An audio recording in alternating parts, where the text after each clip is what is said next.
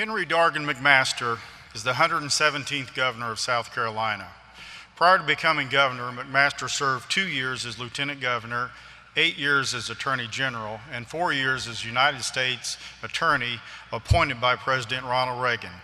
Governor McMaster is married to Peggy McMaster, with whom he has 2 children.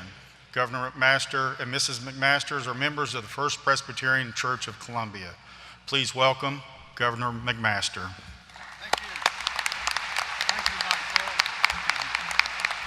Thank you, Mike Fuller, and good afternoon, Florence and PD.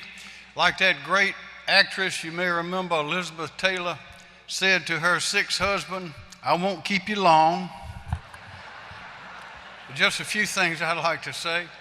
Mike might not have known this, but Mama and Daddy were born right here in Florence.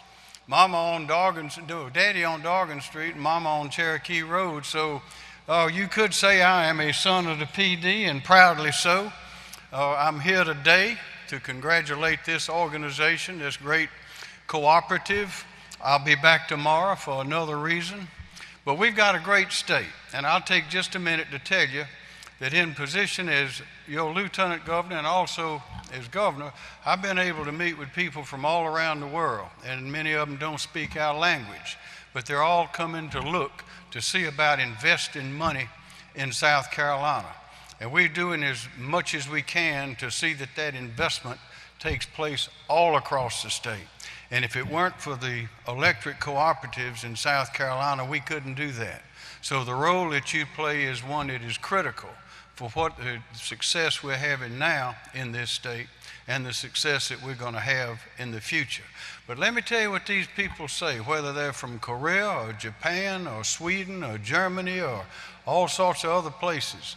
When I ask them, why are you coming to South Carolina? Why are you investing hundreds of millions of dollars? Maybe in the BMW plant, maybe in the Volvo plant, maybe in Schaeffler, maybe these other big manufacturing plants that, by the way, the inside of which they look like the space station. There are great opportunities for our young people through our technical college system in this new world of manufacturing that's there. But let me tell you what they say, because they all say the same thing, sometimes through their interpreters. I ask them, is it because of the great research universities, the technical colleges that collaborate with the research universities, or the 4-year colleges, or the great high schools, or the great port, or the mountains, or the oceans, or the rivers, or what is it exactly that brings you to South Carolina and makes you want to stay? And they say it is the people of South Carolina. What do you mean? They say the people of South Carolina are different from any people we have ever seen. What do you mean? They say in different words, they say South Carolina is a handshake state. When the people of South Carolina give you their word, they'll keep it. They're loyal, they're hardworking, they're smart, they'll come to work, they'll do what they're promised, whether it's to come to work, whether it's to deliver the contract, whatever it is, they do what they say. And you know whom they're referring to when they make that statement? Everybody under this roof right now. So we are coming up, just in the time that I've been your governor, 2 years almost, I've had the privilege of announcing over $8 billion of new investment in South Carolina and almost 24,000 new jobs. And with the new Opportunity Zone legislation that was spearheaded through the U.S. Congress by Senator Tim Scott, what that means is there are going to be more and more opportunities all across the state. But we must have affordable, reliable power to make that happen. And one more thing, you've been reading and following the debacle, the abandonment of the 2 nuclear reactors in the Midlands in Jenkinsville. One thing I can pledge to you is I will use whatever power I have or can amass to see that the customers of the co-ops and of those companies are not the ones that have to pay for those failed reactors. I thank you for being here, and I urge you to tell the children you can always be proud of the United States of America, because it's the greatest place there is. But don't ever forget, South Carolina is on the move. We're on the rise. We're going right straight to the top, and we're all going there together. Thank you for letting me be with you today. .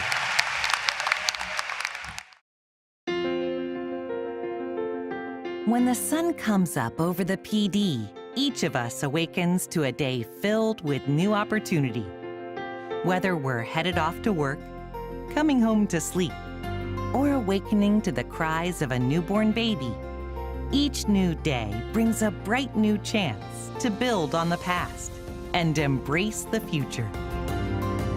Maybe this week, one of you will discover a technology that's brand new, accomplish something you set out to do, or prove you always know how to come through.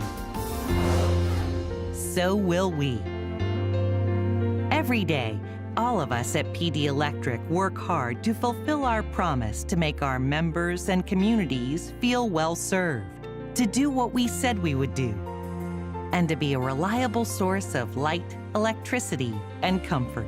I'm proud to work for PD Electric because I firmly believe in the principles and values that each electric cooperative lives and stands for. It means a lot that these guys will do whatever it takes to get the power back on. Can't describe that feeling that it gives you when you know someone appreciates what you do when you get their lights back on.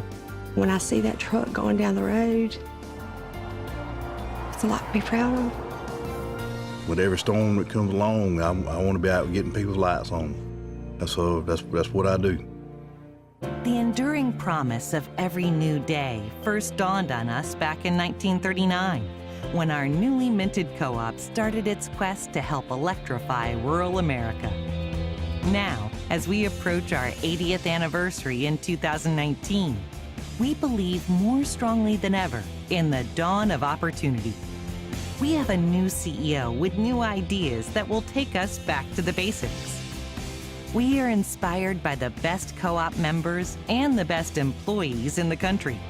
We are exploring new ways to make our members' lives easier. And we are intent on making our next generation of members grow strong with the tools they need to make our energy resources last. Yes, at your electric co-op, the sun's come up, and we're standing at the dawn of opportunity. By going back to the basics, we can clearly see opportunities to move forward with confidence and pride.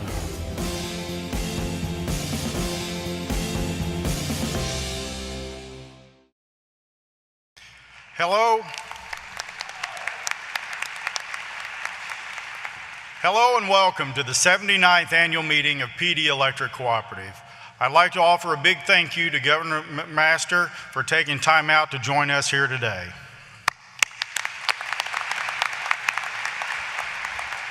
And thank you so much for traveling from all around the PD to be part of your annual meeting. I introduced myself last year when I had just been given the great honor of becoming part of your cooperative team. For those who didn't meet me in person then, I'm Mike Fuller, your new president and CEO. On my first day last November, my intentions was to hit the ground running, and I think we've made great strides. We have exciting information to share about where we will go from here. First of all, I believe that moving forward depends on looking back. Since I'm new to PD Electric, I've been able to look back over what you've accomplished with fresh eyes. As a member of PD Electric, you should be proud of what you have. Are there things this co-op has done in the past that will represent the heart of who we are? Yes. Are there things we could do better as technology gives us new capabilities? Yes. And are there ways to serve members like you better than ever? Most definitely, yes. The focus of our meeting this year is back to the basics, so let's start there. We've identified 4 basics that will guide our decisions in the days to come. These are priorities that have been our anchors in the past and will give us strength in the future. First, safety. Second, commitment to community. Third, members first. And fourth, economic growth. First, let's talk about safety. PD Electric is committed to not only our own employee safety, but also the safety of our member owners and the general public. As an organization, we recently surpassed 2,500 days without a lost time accident. That's nearly 7 years. We also recently completed the Rural Electric Safety Achievement Program. This program was established by our national association to promote and improve safety performance and maintain and strengthen a culture of safety.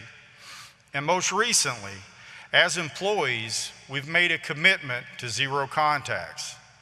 With that commitment, we have all signed a pledge to do everything in our power to commit to zero electric contacts.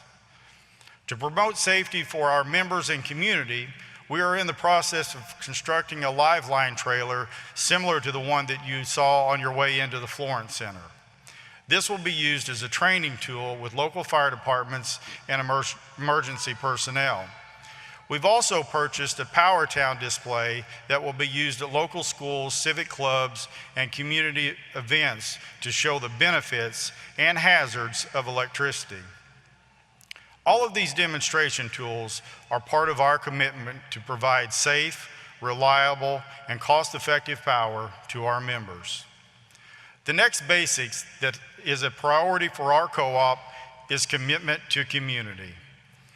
As members of this cooperative, you are the owners, and we're committed to make the communities that we live in and work in a better place. Many families in our communities need assistance during tough times. One way we help is through our Operation Roundup program. This voluntary program, which allows members to round up their utility bill to the next dollar, was established in 1991. Over those 27 years, through your generosity, you've given over $3 million to those in need. Your cooperative continues to participate in Boys and Girls Club of the PD, Kids Closet, House of Hope, Manna House, Toys for Tots, and PD Coalition, to name a few.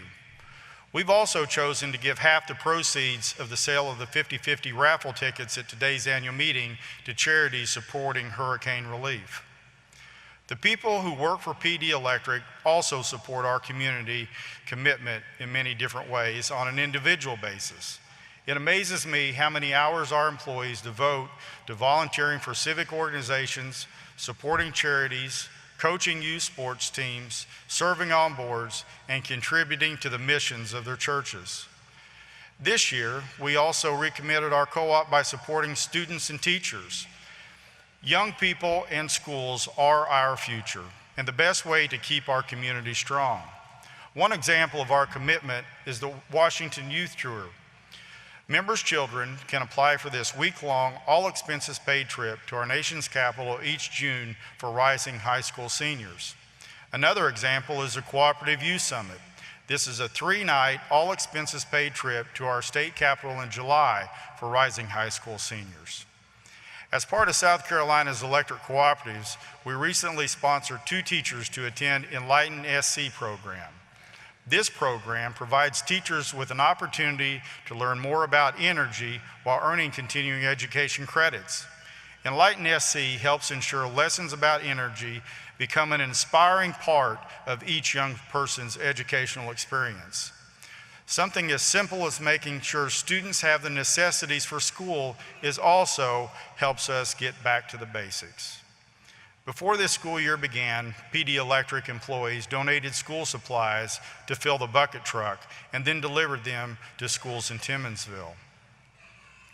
The next basic we have and always will focus on is members come first, providing you and your family with safe, reliable, affordable power is our #1 priority. We still pride ourselves in combining the personalized service of a local company with the latest technology to keep you on the leading edge of change. Acting on member feedback, we launched an enhanced version of our website earlier this week.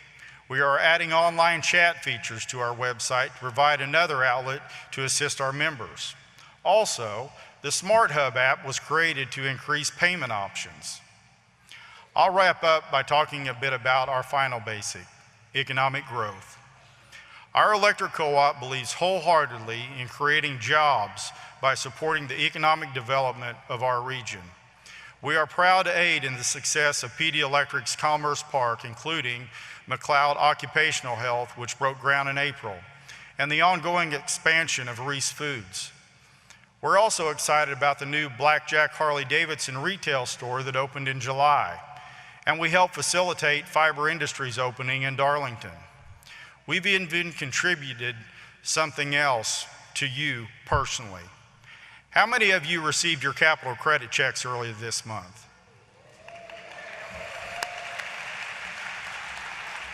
This year, we gave back $3.2 million in capital credits.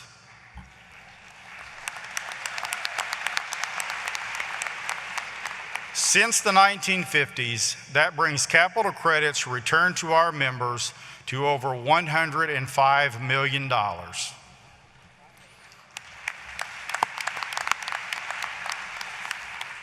As we close out 2018, we find ourselves in an even better financial position than what was projected. Due to this, just this week, your Board of Trustees approved an additional $2 million special retirement to you, our member owners.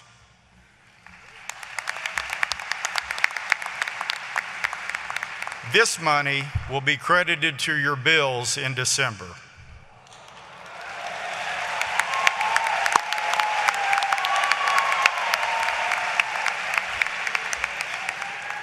Again, I can't tell you how much my family and I have appreciated the warm welcome we've received since we moved here. I'll never forget your hospitality and welcoming spirit. In addition to going back to the basics, I'm committed to open dialogue with our members. You can count on me for honesty and transparency in all that we do. Now, before we get on to the much anticipated door prize drawings, I want to recognize the people who work hard for you every day to power your lives. I'd like to ask all the employees of PD Electric to please come forward.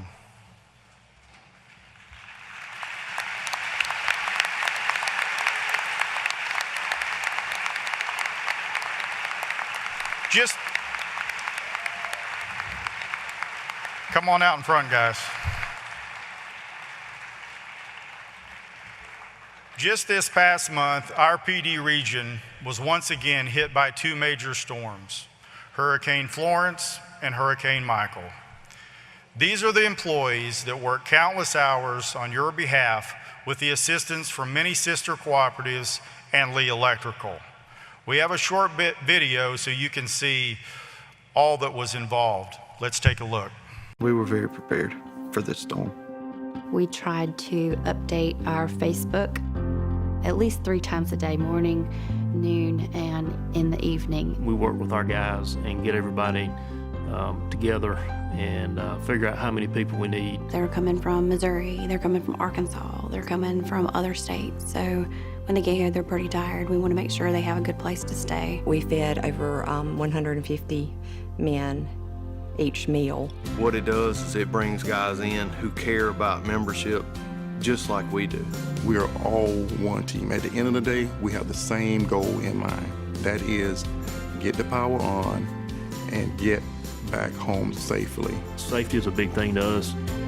We've been almost 2,500 days without a lost time accident, which is, a pretty big deal considering we've been through 4 storms now. We are back here working, and we're working, as much as we can, as safely as we can to get people back on as soon as possible. It is a rush. It's a rush knowing that you're going to work as hard as you can, and the feeling when the lights come on, it's really good. It's very rewarding, very rewarding. Let's give a big round of thanks to all these hardworking employees.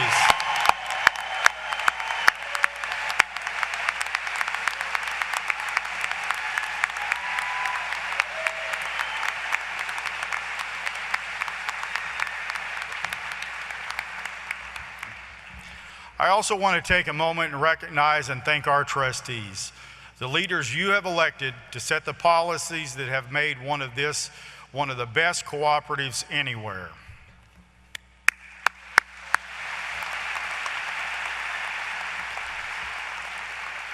Thank you again for joining us today. Now we ask Mr. Porter Stewart to come and adjourn the business meeting, and then we'll get on to some of those prizes.